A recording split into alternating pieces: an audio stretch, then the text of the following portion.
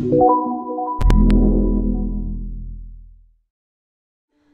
everyone, and welcome to another Guild Wars 2 video. Today I'll be talking about some PvP stuffs. Yes, we finally have more player versus player content in the form of maps. This map in particular that I'll be talking about and will be displayed in the background for video is the Djinn's Dominion, and additionally they brought in a new 2v2 arena. I believe it's just known as the Asura Arena. I still haven't checked it out.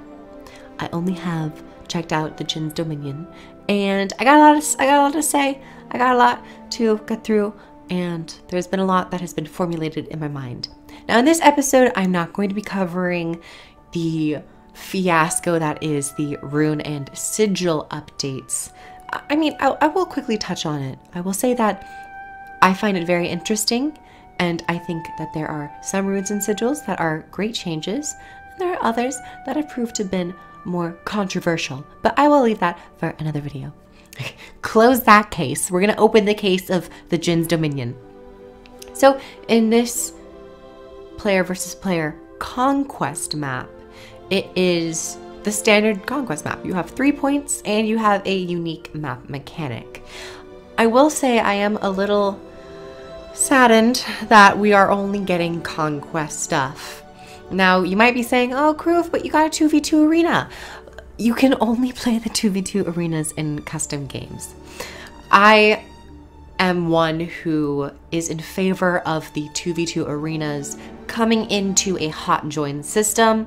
I supported it the minute that they came out with the very first 2v2 arena. I think it's a great idea. I think it's great for the PvP community and the PvP scene.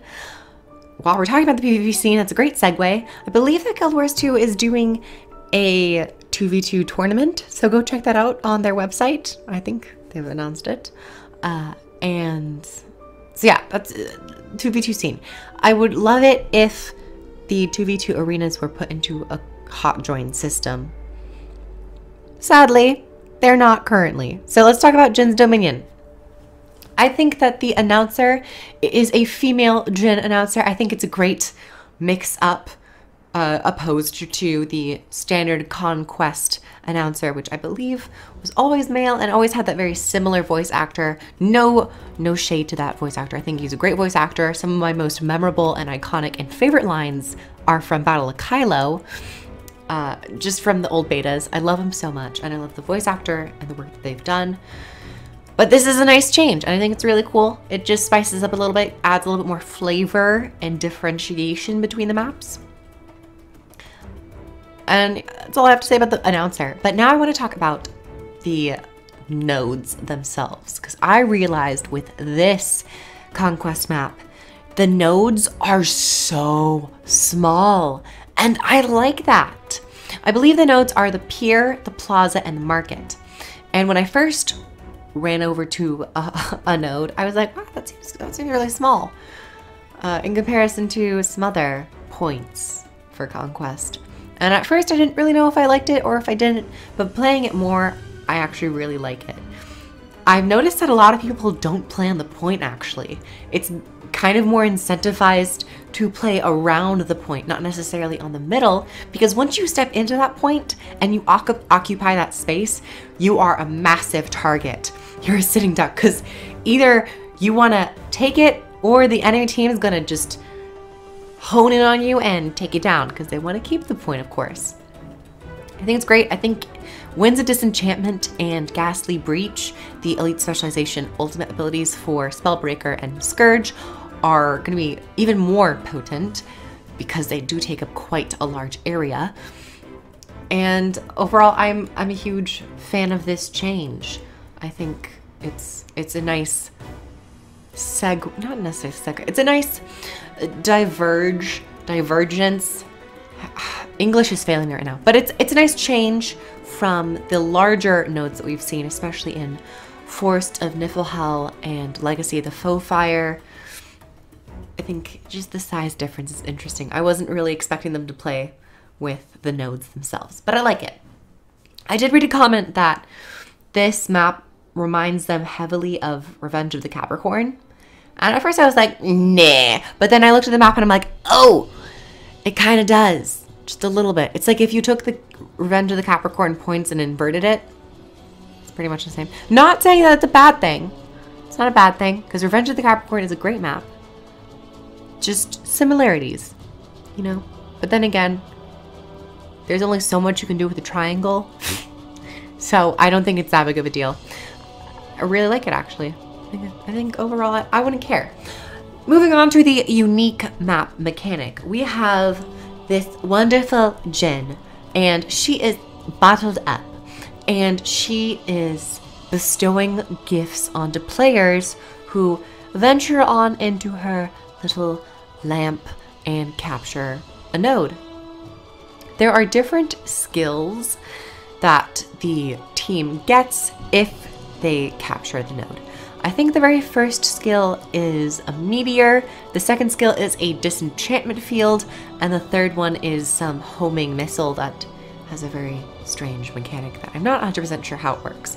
But the meteor, as you might have guessed, it does just that. It's a giant meteor that will, after a short delay, slam down to the ground and deal 50% of the enemy health pool's damage. So it's a great way to either lead into a fight or to finish one off. And I think it's pretty useful. I don't think it's overpowered. I think they give you ample time to get out of it.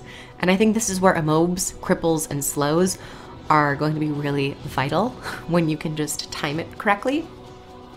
The second skill is Disenchantment Field, which will completely rip your boons and conditions off of you. Doesn't even matter if it's friendly or enemy. It just does it to everyone, which can be beneficial and also hinder your performance. It's a give and take situation. It depends on what you want. And finally, there's this homing thing. I could think it's called New Dawnbreaker or something. I forgot. You'll see it on screen. Anyway, after a short cast time, you shoot it at a player. It does some damage, and I believe it applies a buff or a debuff to them that allows them to take 20% increased damage. Don't quote me on that. It does something with the 20%. Overall, I really think that these unique mechanics are cool, and it gives players an extra skill to use and to spice up some gameplay that is across all professions. Sadly or beneficially, it's not profession specific. I just quickly thought of all the profession-specific skills that they have implemented with Living World episodes, like when we were in the jail, when we went to Istan, and we had to break out of the jail. That will get really complicated. So I'm kind of glad that they just baselined it all, and I really like it. I think the third ability is still a little weird to use. The first two are pretty straightforward. Other than that, I'd say those are my, I guess, to offer concluding thoughts. I really enjoy the scenery and the setting. It's nice to have a desert-themed PvP map. And I don't really think we got a lot of Heart of Thorn themed maps, which was kind of sad. Now that would be great if they retroactively put that stuff in, just to have some more jungle maps. But other than that, that's all I have for this video. That's my review of the new map, Djinn's Dominion. Everyone go check it out. It's currently in the beta form. It's not in ranked yet, but it might soon. There might be some tweaks because they do that when there are beta maps. It's in beta, guys. Don't twist your knickers too hard. Anyway, thank you everyone so much for watching. Subscribe for more content, like the video if you liked it, and comment down below on your thoughts on the PvP changes and maybe some sigil stuff. I'll see you guys in the next video. Bye everyone. Mwah. Down below, I have links to all things Guild Wars 2 for free-to-play players and expansion players alike. So if you or a loved one are interested in playing Guild Wars 2, check the links down below and begin your adventure in Tyria today. See you in game.